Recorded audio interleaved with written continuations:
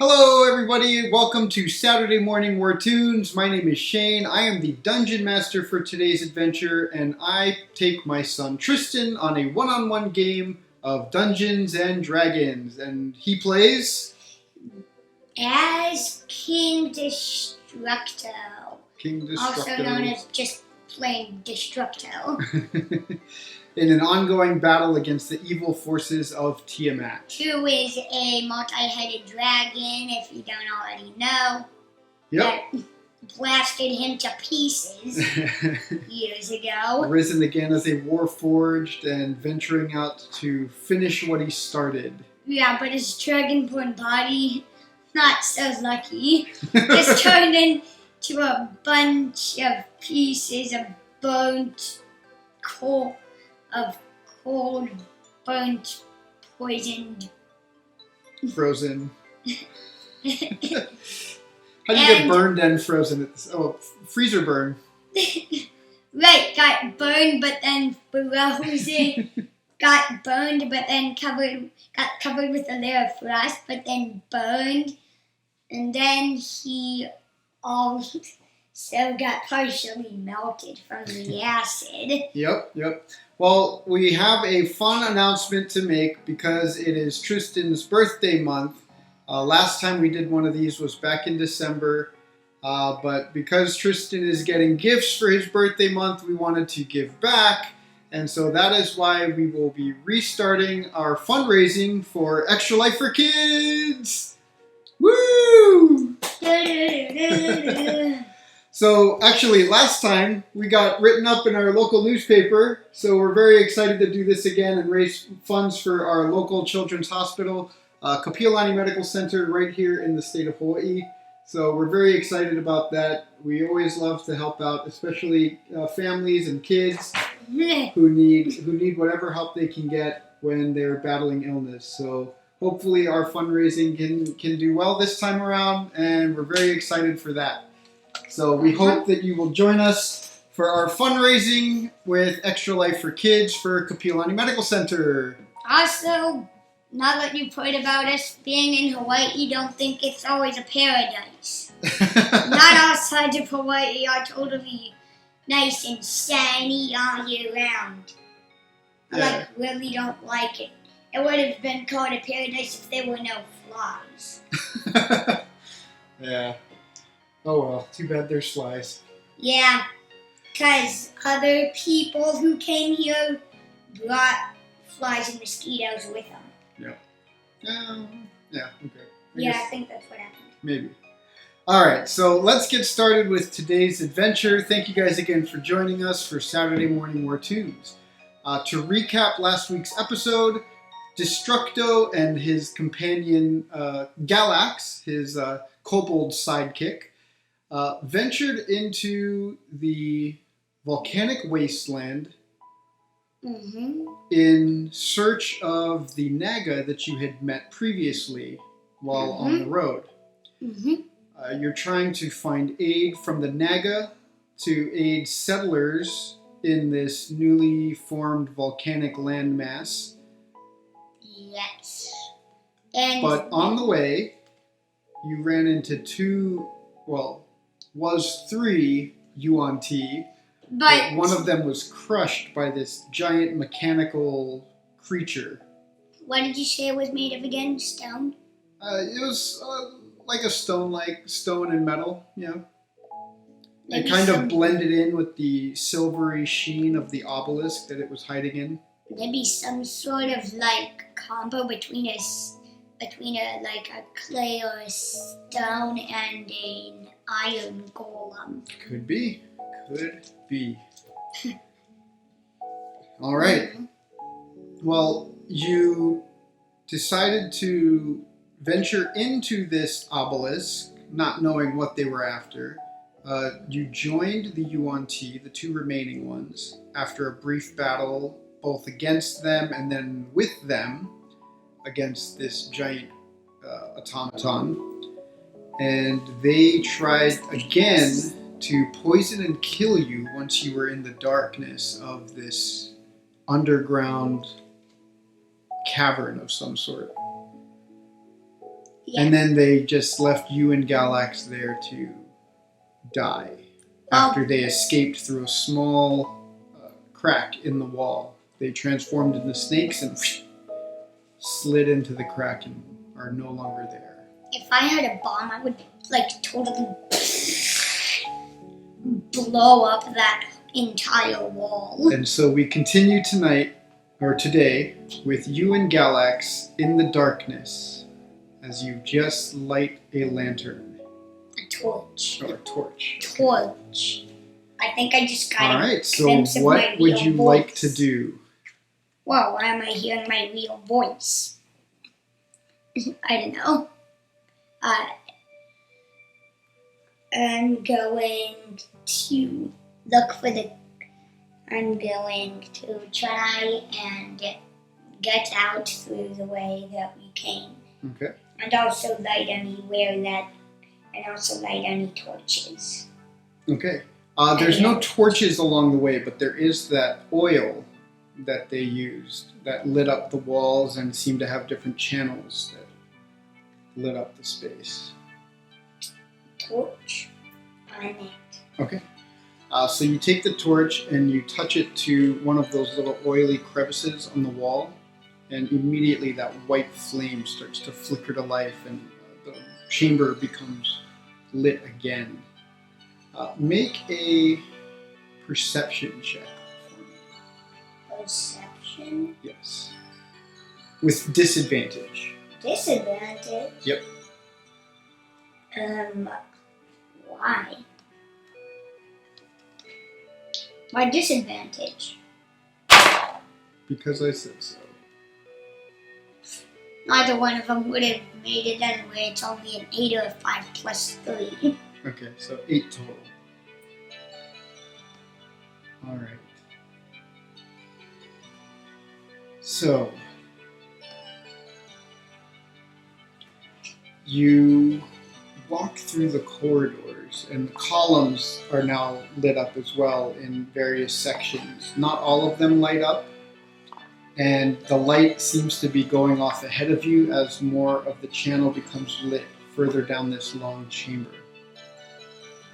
However, behind you, you hear a sort of sliding sound, something sliding on the ground.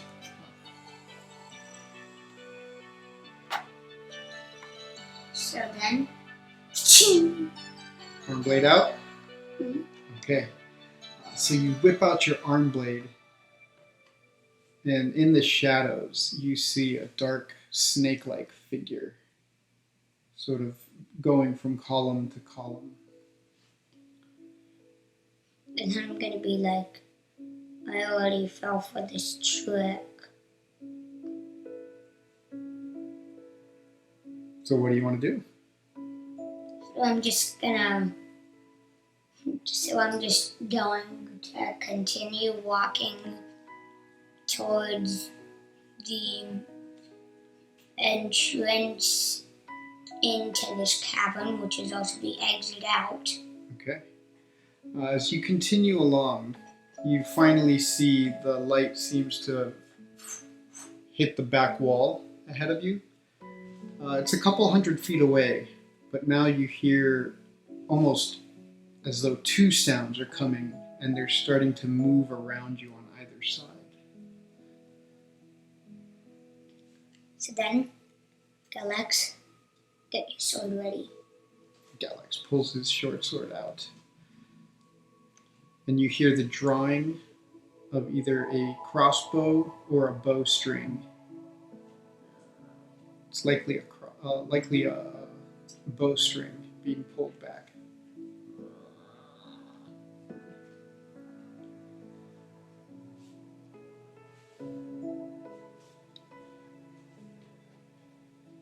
And then I'm going to wait and ask Galax what he sees with his dark vision.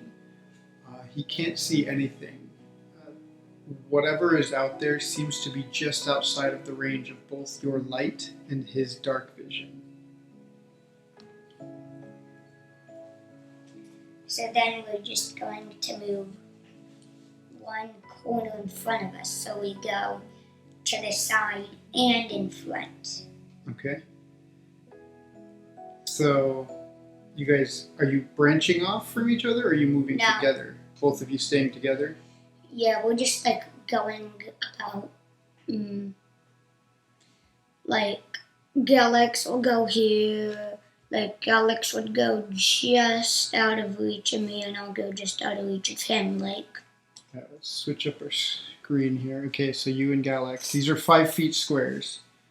So I'll be going 5 feet over here. Right, let me get some markers for the columns here. Okay, so the columns are spread out about that far. And then the wall is not far, about 10 feet away from the columns.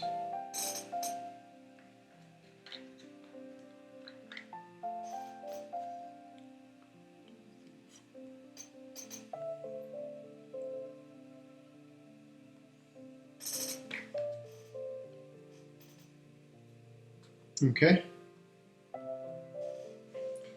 So Galax will move here, and I'll move here. Okay. So you're going to stay on this side, Galax on this Yeah. side, or just inside the column or behind the column? Like just there. inside. So And then the wall. now I'm gonna ask Alex what he has with dark, what he can see with dark vision. As I look around with my light. All right, so he can only see, what, 60 feet? 10, 20, 25, 30, 35, 40, 45, 50, 55, 60. So he can only see to about here, in that general area. Okay. So does he see anything? Right now, no.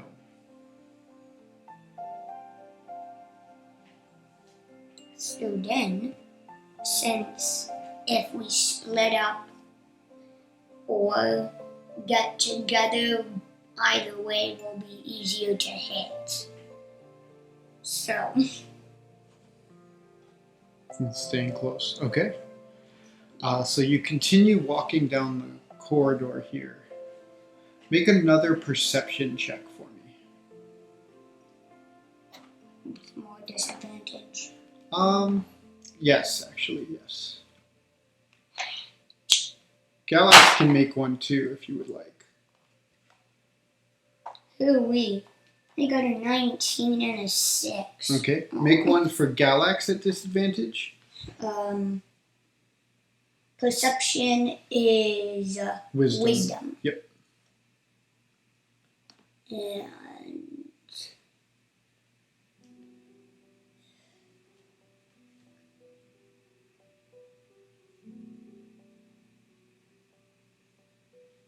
okay.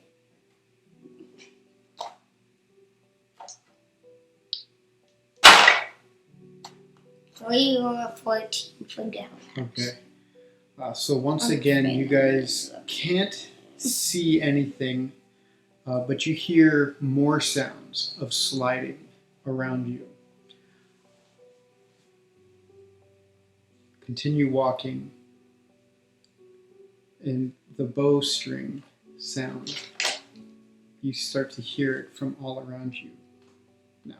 Other bowstrings being pulled back.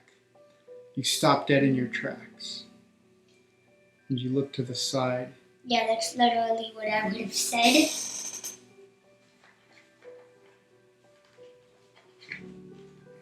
So now what happens?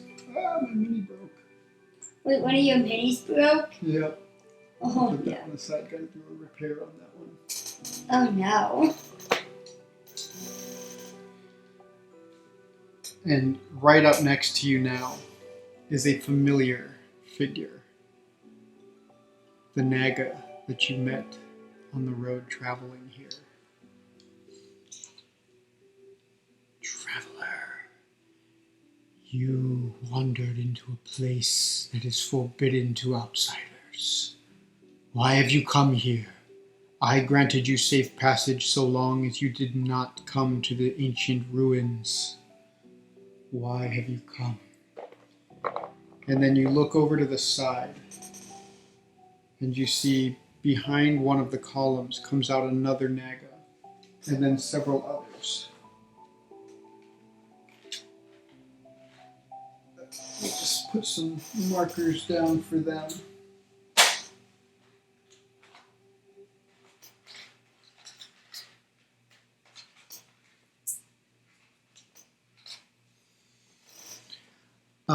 For the first time you notice, there is a slit in the wall up above you guys. What looks like some sort of balcony overlooking where you guys are. And that is where you heard the sounds of slithering coming from. So when you looked, you couldn't see anything because the slit is just narrow enough for an arrow or a crossbow to be put through. But it's very difficult to tell that it's there in the dim, fading light. They're all kind of lined up at different points there.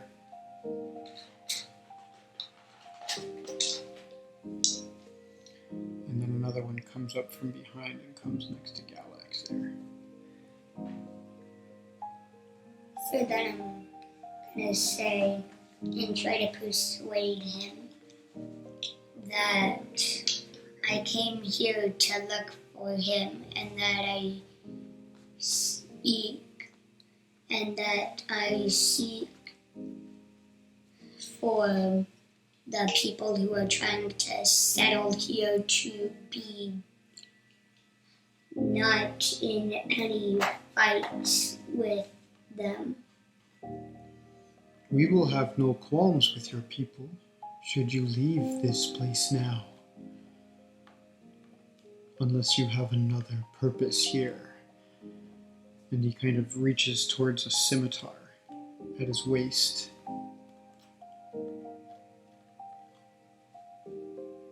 And then I'll just start walking out. Why are you there? I'm going to say that I followed some Yuan-Tian, that I don't think that they are friends with you. And Yuan-Ti, you say? yes, and I plan on, and then I touched the tip of my scimitar, and then I put my scimitar around my head and then made a motion so that he'd know what I do. Okay. So this one moves up and begins whispering into his ear, the other one's ear. We found one dead Yuan-Ti up above. All right. So what do you want to do with them? I want to hopefully succeed in negotiating with them. Okay. Although How do you want to start? I'm What do you want to say to them? gonna say Have you that, introduced yourself to them yet? You still have your arm blade out too. yeah, I'm gonna put that away. Okay. Arm blade slides back in. Galax follows by putting his own. And you see on the side, they still keep the bows drawn on you. And I'm gonna introduce myself to them if I haven't already. Okay. And then Well, I should mention, sorry, I misspoke earlier when I said that the one talking to you drew the scimitar. The one talking to you has no arms. The other ones up here, you can't really quite see them, but you hear the bowstring sort of release a little bit as they kind of... they let loose just a little bit, but you don't think that they've put the bows away completely. This one here is not a Naga. The only Naga is the one that's talking to you. This one here is a Yuan-Ti. I misspoke earlier. Wow. Yeah, so the Naga has a couple of other Yuan-Ti. This one kind of slides back and stands in the path in front of both you and Galax. And then the Naga looks at you. Tell me more about the two that you came in with. There was this giant mechanical thing that was there, and then they were fighting it, and then it was destroyed, and they seemed to be having some, and well, they seemed to have tried to kill us. Kill you? Where? When did this happen? After they destroyed that a gigantic automaton. How did you end up here? I followed them, wondering what they were. You tracked them? Yes, I was wondering what they were here for. Make a deception check, because you're lying. You did not track them. You agreed to come in with them. If that's the route you want to take, you can make a deception check. Otherwise, you can decide to tell the truth instead. I tell the truth. Okay. The whole complete truth. Okay. And after telling it, I'll tell them, you can kill me if you want, but just that the travelers and the people who are trying to settle here have no battles with you. After telling the complete truth. Okay. Instead of saying that other stuff. Okay. A noble gesture. Make a persuasion check with advantage. Advantage? He really likes not just your honesty, but your willingness to lay down your own life to protect others. With advantage. Oh my goodness! Oh my goodness! I'm sorry, that was very loud. But there's no critic. But of course there are no critical. But of course there are no critical. That was good though. That was good. A 19 or a 20. You got a 19 and a natural 20. Yeah, and he gave me advantage. But Not either 19, way, not 20. But either way, it would have worked. Well, what is your persuasion modifier? +3. +3. Okay. 23. Yeah, more than enough. So. Well, if I had a +80 on persuasion, that would have been crazy. But it would have been crazy if I had +80. Like. All right. Okay, so.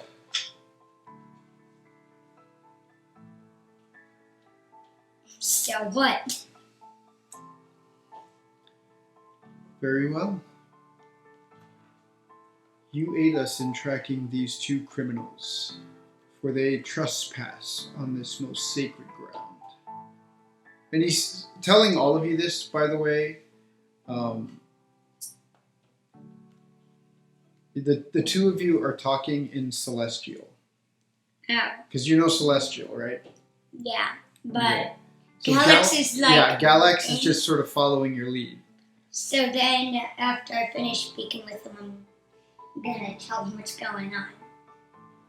Okay. And this is blah blah blah. Okay. So. In actual English. Next, he's asking you to take them to where you last saw these two Yuan-Ti. Did you, and as you guys walk, yes, did you happen to get their names? Any information on them? No, but I did see where they were headed. And then I started walking back over towards where me and Galax were left to die. Okay. By the way, I am Aethera. I am the protector of this place. I have with me my allies, as you can see.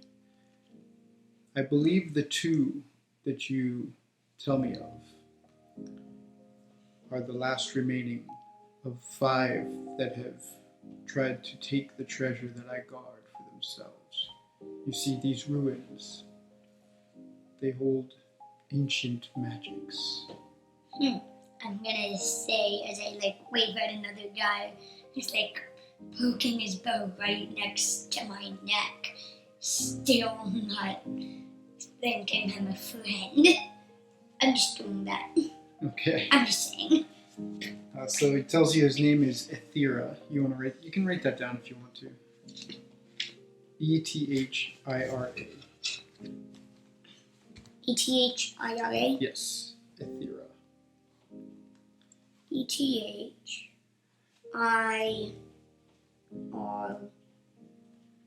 That's right, yeah? Yep. Okay. All right. In my notes. So you get them to the crack in the wall and you show it to them. Other Yuan-Ti immediately start sealing it off.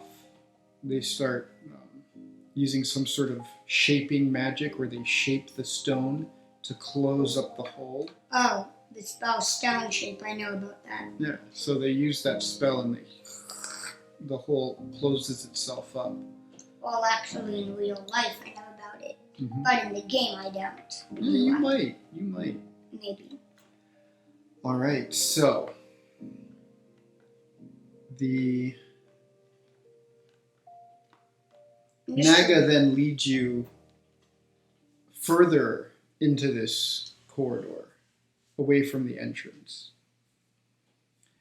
And you find yourself at double doors, very narrow double doors that have a silvery outline to them. Similar to the silvery sheen that you saw on the obelisk outside, it's some sort of metallic infused stone as you get a closer glimpse. Think of when you see little iron deposits in rock and stuff like that, except this is very, very finely ground metal inside the stone itself. You're not sure if it's a natural type of stone or if it was some sort of man-made creation, but the doors open outward towards you as you go in. And as the doors open, the flames in the chamber behind you begin to go out. Then you see a glow of an orb hovering up ahead. And then as you continue walking, that globe dims as you go past, and another one floating up ahead lights up. More and more light up as you walk in. I'm going to ask them what they are. These are magical globes. Ancient magics, much like that which we protect here. We also are able to use them to our benefit. In certain spots you see in the walls where it looks like lava rock has sort of flooded into these chambers and long since hardened. Yeah, but it has. You continue on and you see this almost reddish glow coming from the hall up ahead. And there in front of you is a bridge made of the same silvery stone, stretching out across a massive crevice in the ground. And here you see it looks as though, as you look up, you see lava rock overhead. And then what's below? Collapsed walls seem to have fallen in here. So the corridor that you're at just comes to an abrupt end, and the walls that are next to you looks like they have collapsed into this crevice. And then the lava rock looks like it is somehow covered up where the ceiling used to be and now takes over that spot. But down below, maybe about 200 feet or so, Wow. a river of lava snakes through this massive crevice. It's about 50 feet across. This bridge sort of branches from one side to the other. And then I'm finally gonna ask what is the stuff that was used to make those doors and this bridge? This is something of our own design. Something I have created over years of study to help maintain as best I can the remnants of this ancient civilization. To explain exactly what it is would be far too difficult. But it would. But it can withstand the heat of the volcano if need be. I use it to protect and maintain the vital passages and entrances and exits needed to delve deeper into this ruined city. And then I'm gonna ask Smith that if he could,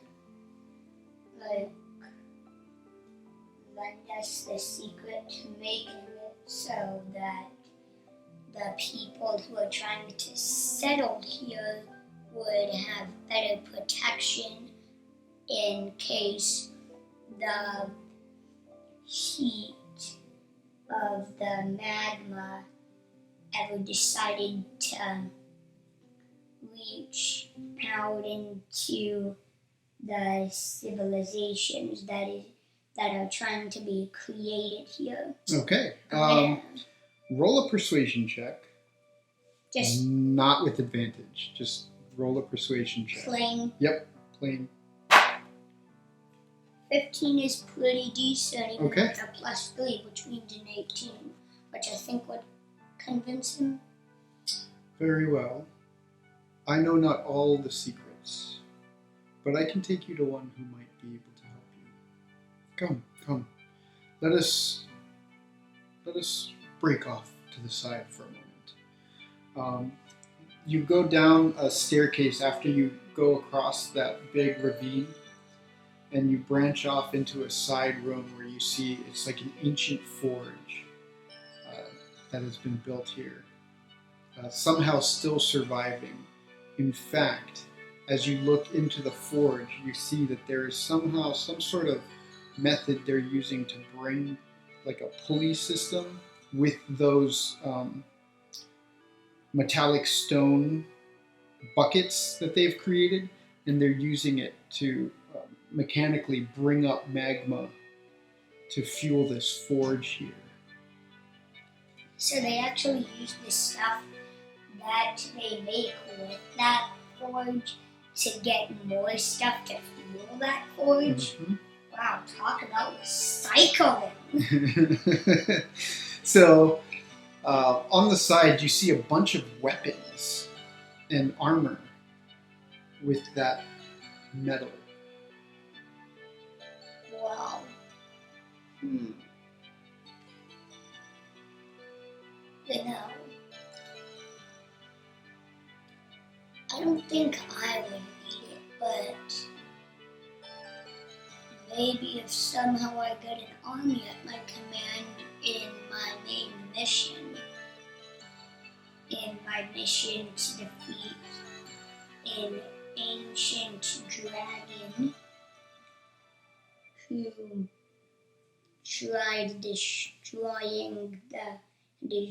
who tried either taking over or destroying this plane of existence, because I actually studied a ton when I was still alive, and it still retains some memories. Mm-hmm. So I also studied about other planes of existence. So yeah, Okay. I at least know there are other planes of existence in D&D.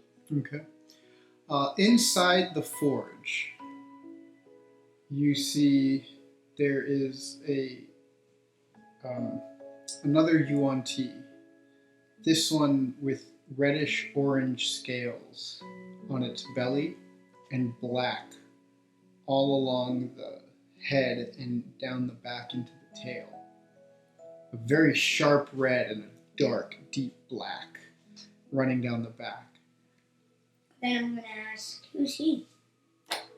Who is he? I am the one that creates such marvelous treasures. I am the one who creates materials that can withstand the heat of a dragon's breath. I am the one. And the Naga then cuts him off. This is Pestori. This is Pestori. He likes the dramatic. Yes, I do. Because I am the dramatic. I think you'd make a good actor. No, really? I think you would. I don't actually know. He takes a look at you, and he's actually amazed by the mechanical body that you have, the plates of metal that surround the biomechanical circuitry and things that are underneath, and he studies you for a moment. Oh, what I could do with such a being. Oh, such magnificence. Make a charisma check. Just a straight charisma. Just plain charisma Plain check. charisma. Why? You'll see. +0. Okay. Oh, but so much to do.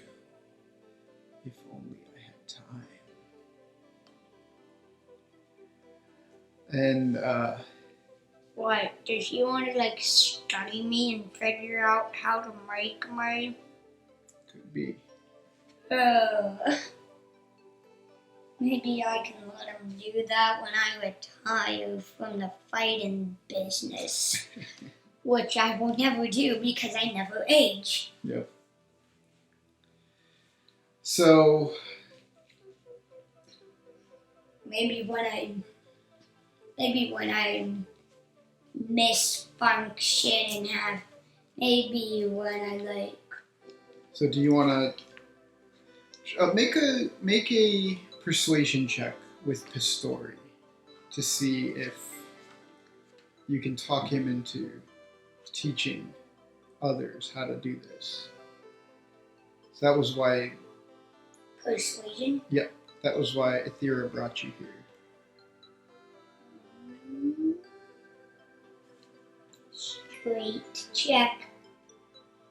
Go for it.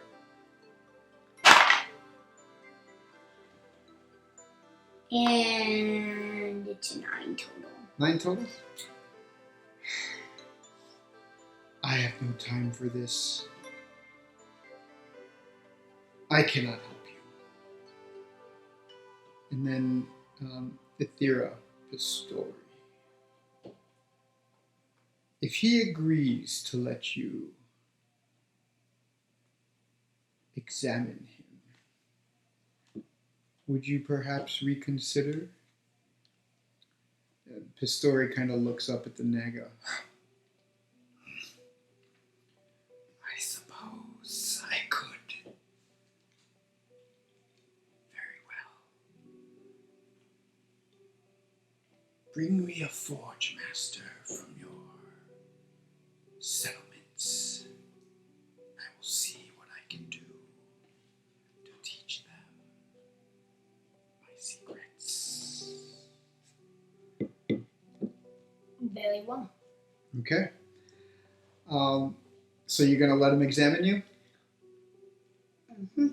Okay. He spends about a good 2 hours. And this will be a good time for Galax to take a short rest, so Galax can regain some hit points. With hit dice. Yes, with hit dice. You can take a short rest. Will I be using my hit dice? No. I think Galax has his own, right?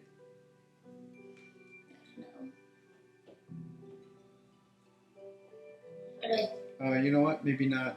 Just set Galax at 22 hit points. Yeah, just put Galax at 22 hit points. You can do that. So I'm at 22? Yep. Oh, that's pretty decent. Long as we don't. That's half his hit point total, yeah? Yeah. Okay. Pretty decent as long as we don't get into any big fights. Okay. 21 healing puts him at 22. There you go. All right. Oh, he was down to 1 hit point? Yes. Holy cow. Okay. Yes. That's what you did. That was Alright. actually your fault. My bad. You were the one that, attacked him. Yeah, I know. Oh, but he got a nat 20 on his death save. That's why he's at 1. That's right. Okay, I remember that now. Okay. Yeah. So he spends about 2 hours while you kind of sit there in your sentry's rest position type of thing. Not long enough for you to get a long rest, so your key points don't reset. But I could fashion new plates for your body using this material. Should you want, it would grant you protections from heat. It would take some time to fashion the plates. I would need more time to study you, get the exact measurements that I would need. But I believe you are needed elsewhere. I'll think about it while I go get that forge master Okay, you asked about. very well. I shall teach them with your plates. Very good, very good. Okay, so the Naga after that comes in.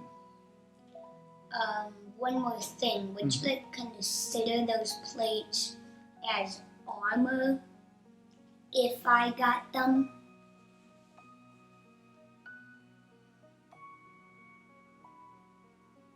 Would you consider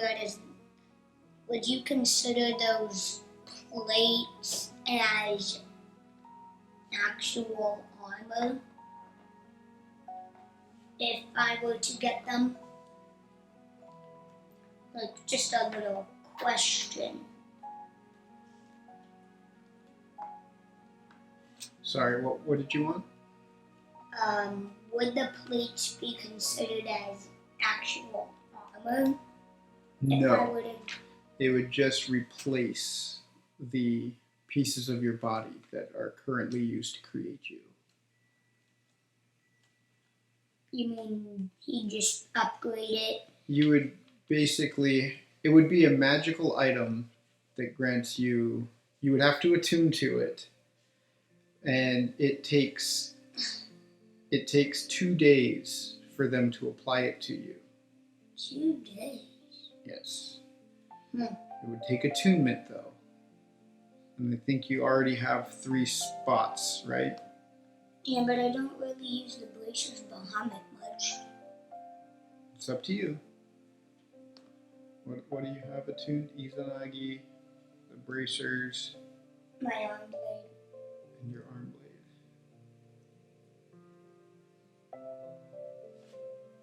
Man. Too bad you can't. Man. Oh, does Galax have the slippers of spider climbing? Is he the one using those?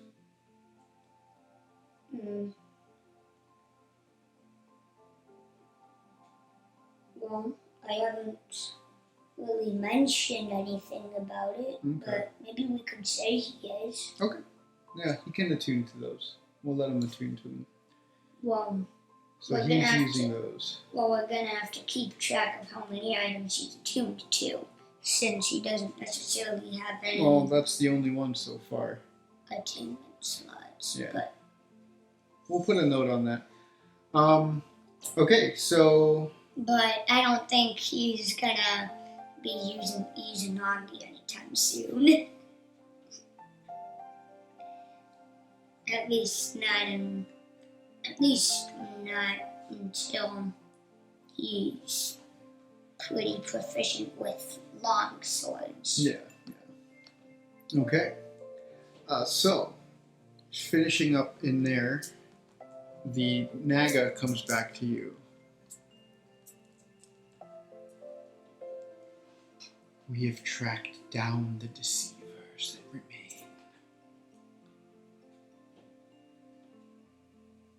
We will deal with them in time. Okay. The Naga leads you off. Let me see here.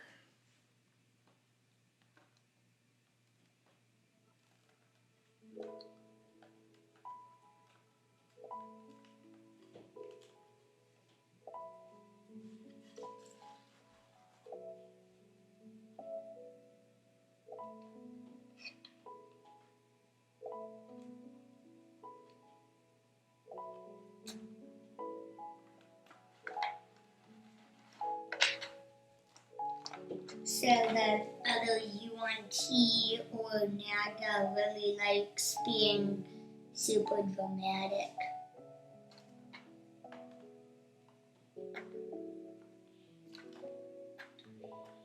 All right.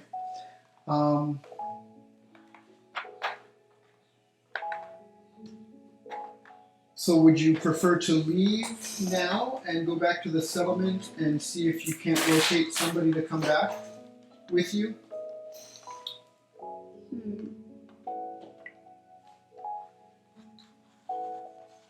Yeah, I think Is there anything else you wanted to do here?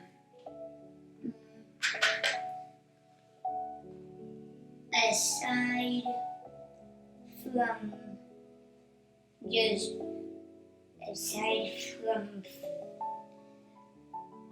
aside from figure out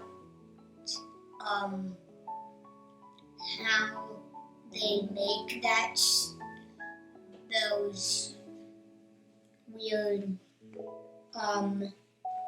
fire resistant things, which I think might be adamantine. Or how do you pronounce it? Is that correct? It's not adamantine. Whatever. Well, okay. So it's not that? No. But have you just made it up completely? It's just a material that'll grant you fire resistance if you turn your Warforged body into it. Okay. Kind of like a certain something I know of, but I'm not going to mention it. Okay. Do you want to go then? Back to the settlement? Yes, I don't want to stay too long, or the people there might think I'm dead and they're going to be freaked when they see me. Yeah. All right. Although that would actually be a nice prank to play. So the Naga leads you up through a different area, and you come up from on the top of what is looks like some sort of old bell tower that peeks up out of the lava. The tunnel kind of winds up and comes out to an opening with just a few steps down onto the lava rock surface here. And as you look around, you see the buildings that are visible here all look like the tops, the rooftops of older, tall structures that have been just totally engulfed by the black lava. So the rock that remains. It is nighttime now, and you see the bright red glow of the mountain in the distance. Traveling by night is not the safest, but neither is traveling during the day. I would encourage you to move swiftly and stay along the paths, and try to avoid the wildlife.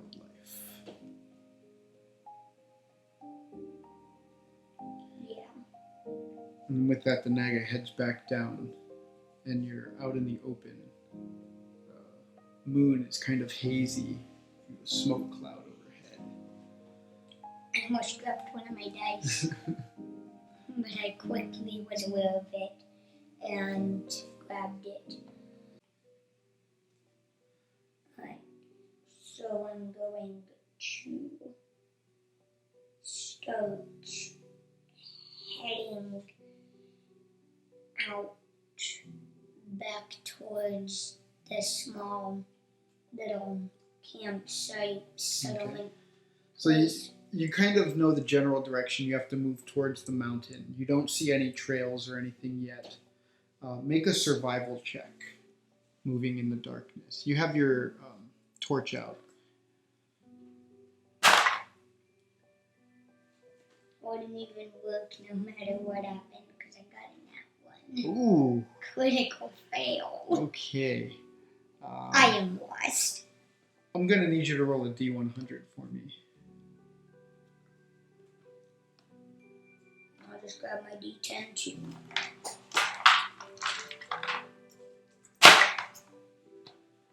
$24. 24.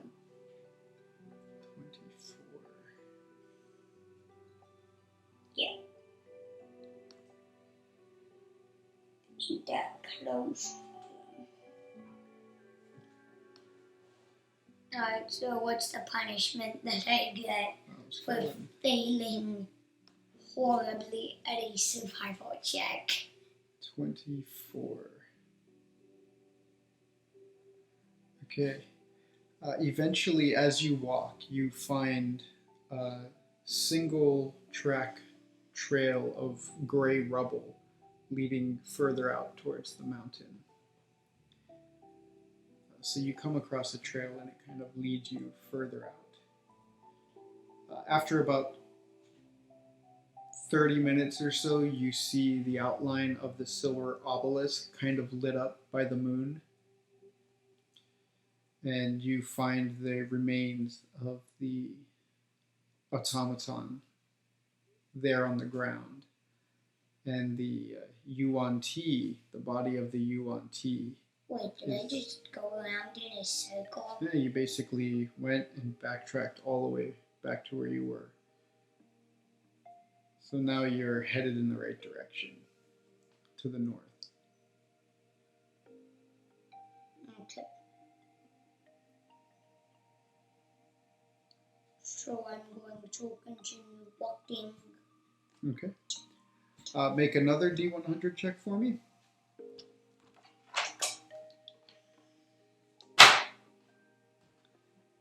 $73.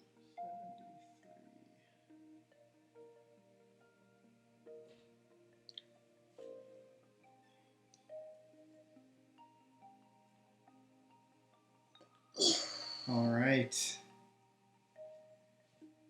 What's the beast I encounter?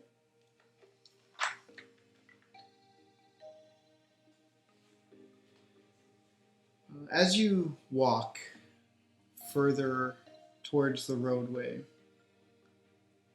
you see a faint glint of gold off to the right-hand side. Cha-ching! You don't see it, but if this was a cartoon, my eyes would have like lit up with dollar signs. You know, that happens in cartoons. Whenever they see lots of money. Alright. Ching! And then I'm just gonna walk over there carefully. Okay. On blade out. One blade out. Alright. As you approach, you see a golden mask on the ground. Geez, why does this sound familiar? Because it's one of your D&D books. That's why. But a golden mask is on the ground there, giving off an almost unnatural light. At first you think it's just the reflection of the moon, but it seems different.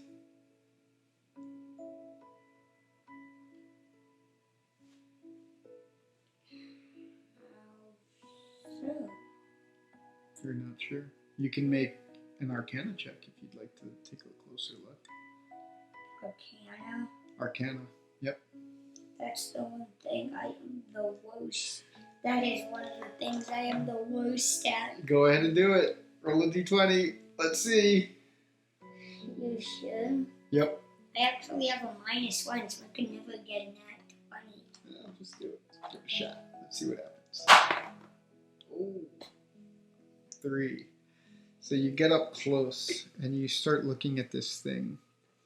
And you see the reflection of yourself in there for a brief moment.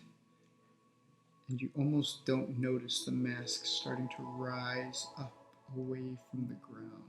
But then as soon as I notice it's doing that, then I start stabbing the mask wildly.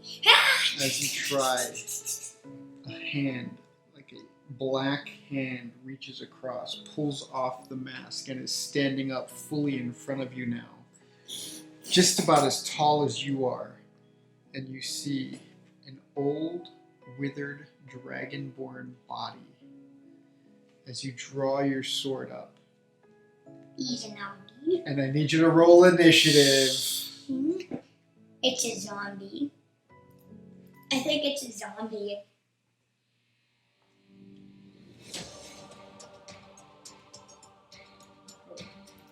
There That's we go. different. That's the music.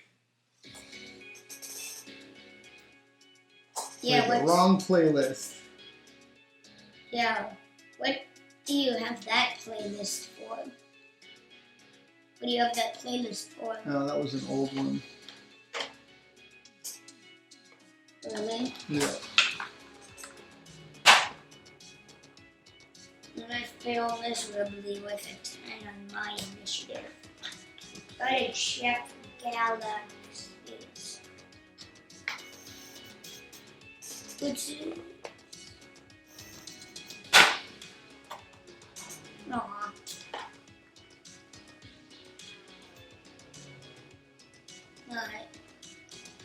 Galax has 15 initiative and I have 10. Okay, hold on, let me get these pieces ready. And we're on a giant pathway.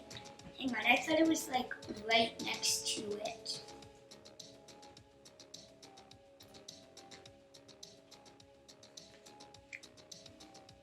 Hang on, don't I have that ability that makes my attacks magical?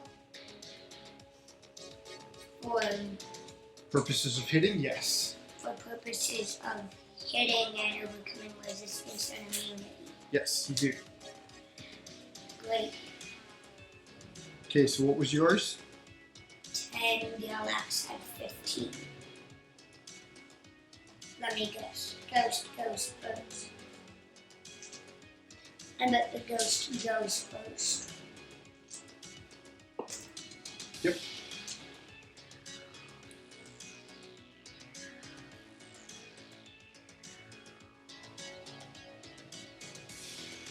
Okay. So this creature now standing up in front of you.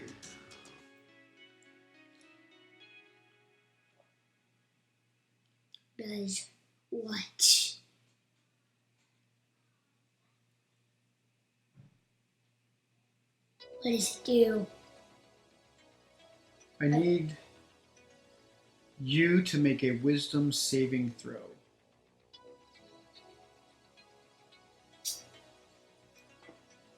And I'm gonna fail miserably. Yep, failed miserably. What was it? It was an 8 plus 3, but now it decided to change to a 15 when I accidentally knocked it with my thumb.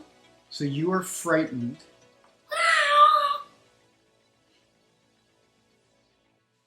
What was the total of your roll? It was 8 plus your modifier. Plus, wait, my modifier? I thought it Your was wisdom. saving. Your wisdom saving throw modifier. It was a total. Was it 11? That's 8 plus 3. Oh, no, you save. You save. You're fine. Really? I have to get just past 10 to finish? Yeah, no, you're To fine. save? Okay, but that was the one. Now it is going to make an attack against you. That is 19 to hit. Failed. Barely hit. Okay. Yeah, so he like... Yeah, so he like barely You hit take me. 7 bludgeoning damage. What is he using to attack me? Plus another 7 necrotic damage. It just swipes at you with its hand. This rotting hand comes. But I have resistance to necrotic because of Izanagi. Okay, so 4. You take 4 necrotic damage instead. So 7 plus 4. That is 11. And I'm at 41 HP. So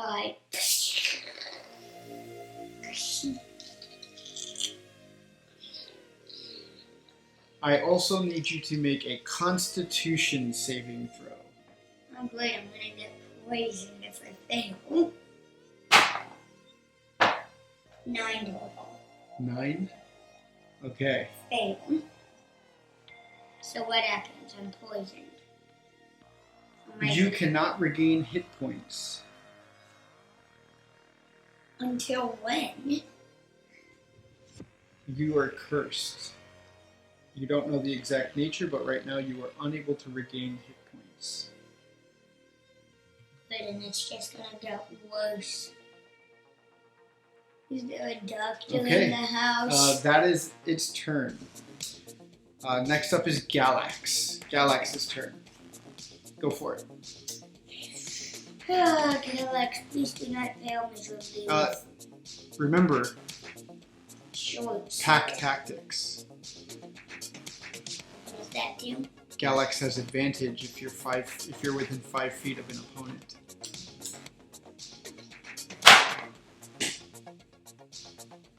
It's an 11 plus.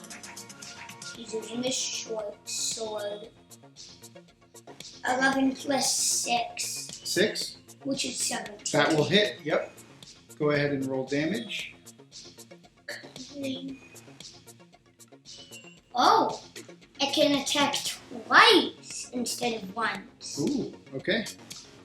So roll your damage for your first attack. Oh, nice. And that is plus 3.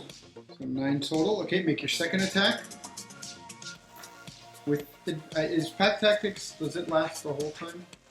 I don't know, look it up. Let me see.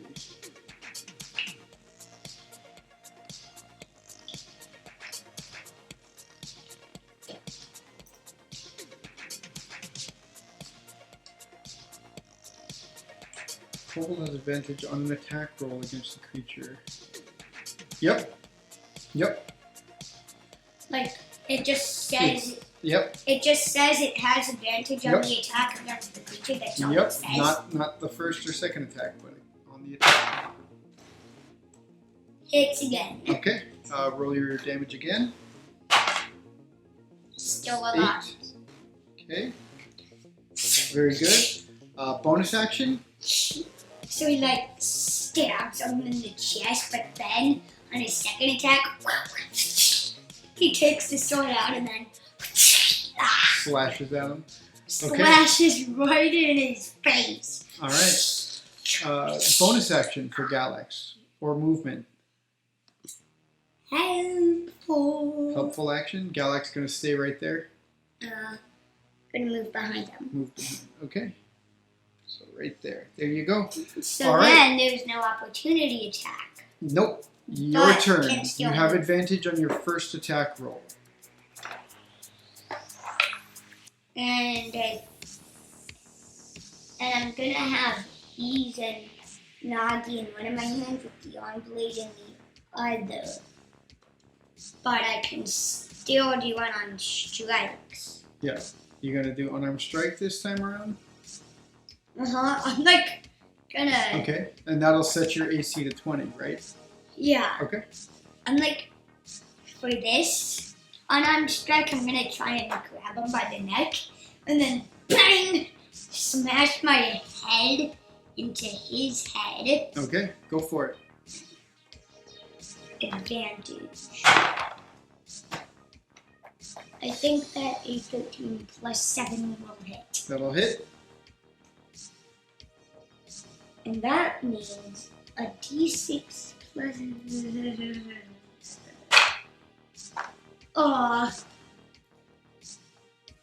6 damage total with the d6 plus 4. Okay. And Your extra attack. so I grab him by the neck and then... Okay. Your extra attack. Extra attack. Stab him with these Anaki. Okay.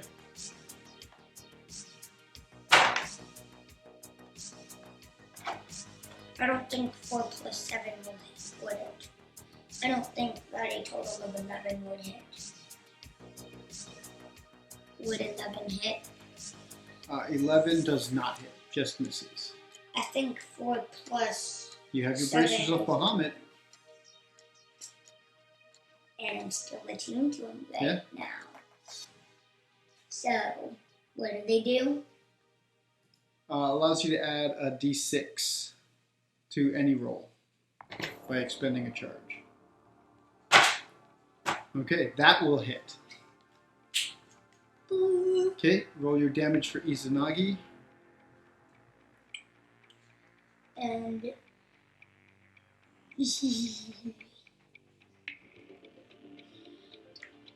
Lucky I have all my dice out.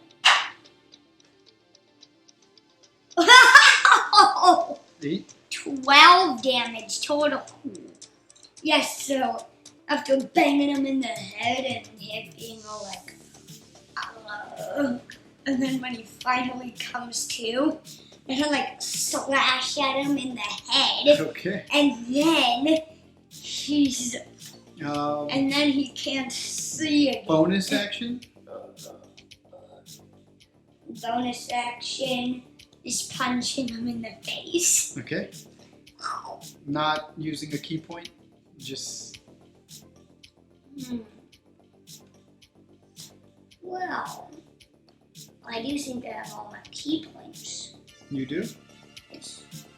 Yes. But I'm not going to do a flurry of blows. I'm going to try and do my stunning strike. Okay. With melee weapon attack. Okay. So, I'll just use Izanagi again. Oh, I forgot. Izanagi does some extra damage.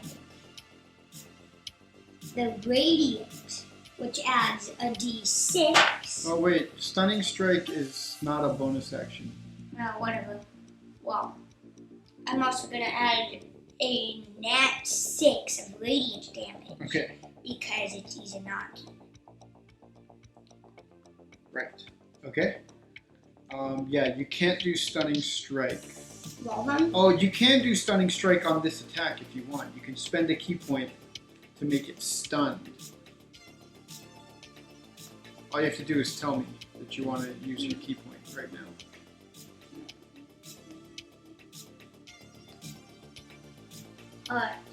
Make a Constitution saving throw.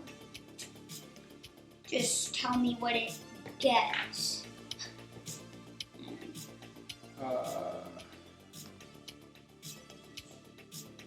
15. Just saves. Just save. Yes. And then, as a bonus action, I'll be spending another key point Okay. for flame blows. Okay. Yeah. Oh, you also have Deft Strike. You can spend a key point to deal an extra 1d6 damage. That's cool. And Okay. does that work on anything, even unarmed? With a Kensei weapon, you spend a key point. So, are my fists considered Kensei weapons? I don't think so. I think they're talking about your actual weapons. Then, yeah, still pretty good anyway. Well, I'm gonna be doing my flurry of blows now. Okay. Oh, nice. Okay, roll your damage for that first one. Hits. 8 damage. 8. Yes. Are you rolling d8s now for your unarmed strike? No! Oh, I see. Okay. Just D6s. Okay, and your second attack with your unarmed strike there. I think that an 11 plus a 7 will hit. That'll hit. Go ahead and roll your damage. I almost grabbed the D8 because you mentioned it. 6 damage total. 6. Yeah, so we're like Okay. beating on him. All right. It's looking like it's in bad shape, but it's still alive. You dealt a lot of damage between the two of you. Yeah, also. It turns around now. You're not moving, right? And then after that, I'm gonna like moonwalk over here, like. All right. So you do your little moonwalk. Camera, get you guys back in frame there. All right. It turns around, and I need Galax to make a wisdom saving throw.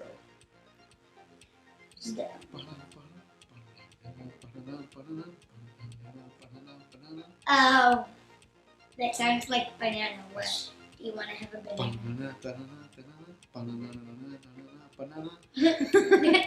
That's annoying. Be quiet. Wisdom saving throw from Galax. That is so annoying.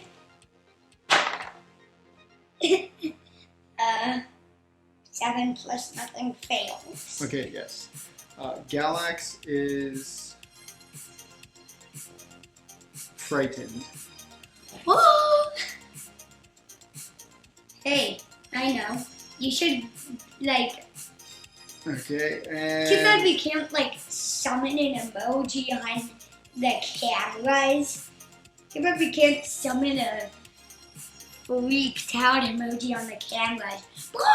and I'm going to make an attack against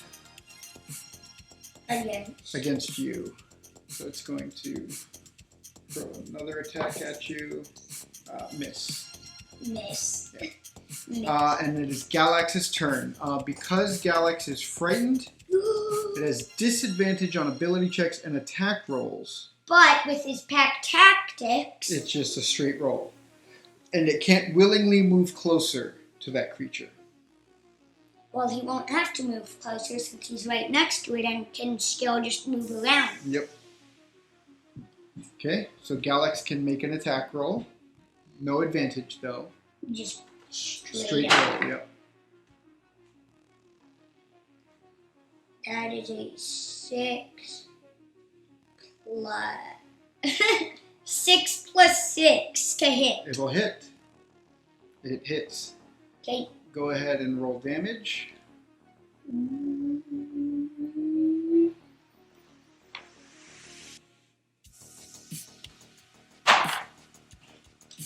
Well, you. Why did you do that? 7 damage total. 7. Okay.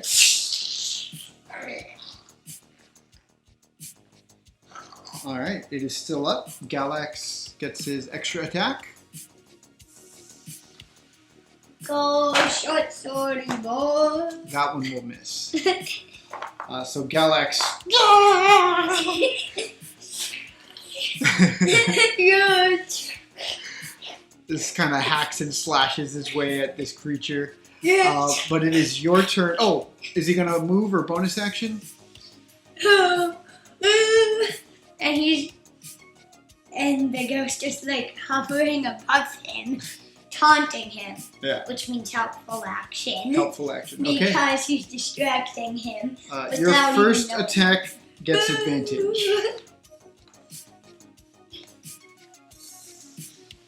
First attack gets advantage. Well, then wouldn't want to mess up my defense, would I? With advantage.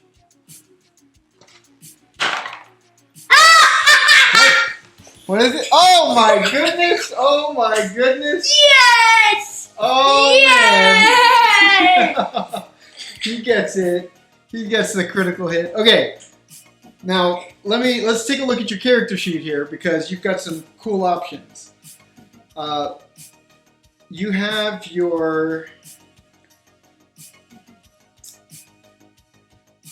ooh, you can deflect missiles too. I haven't been using ranged attacks on you enough.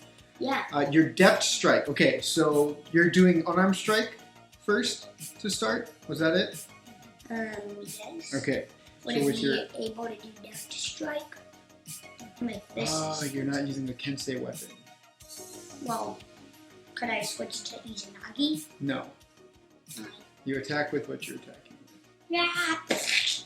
Let me take a look at this. If your unarmed strike counts as your Kensei weapon. Please count as a Kensei weapon. I want to be able to stun him.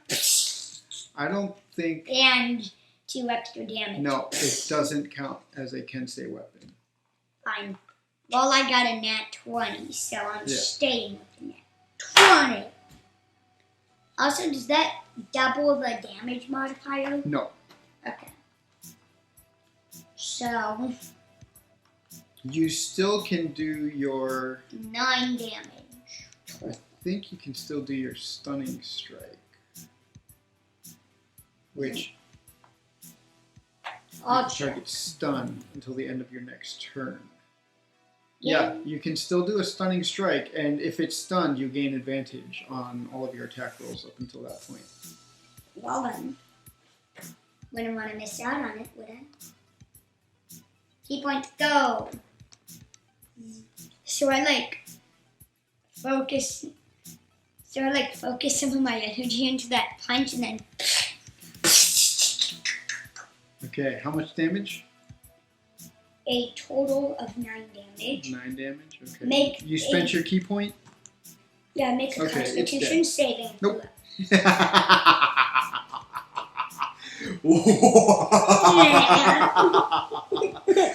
It only had 4 hit points left. I just wanted to make you spend a key point, just for the Why? heck of it. Why? To be mean? Yes. To be mean. Would you like me to throw my dice box in your face? No, I really would not. But Well, then you don't do punch that it again. so hard that its body just crumbles into dust as it falls to the ground dead. Woo! I enjoyed doing that immensely. I'm gonna reach into the game, grab the mask, and then throw it at you. Too bad that isn't real. All right, so you now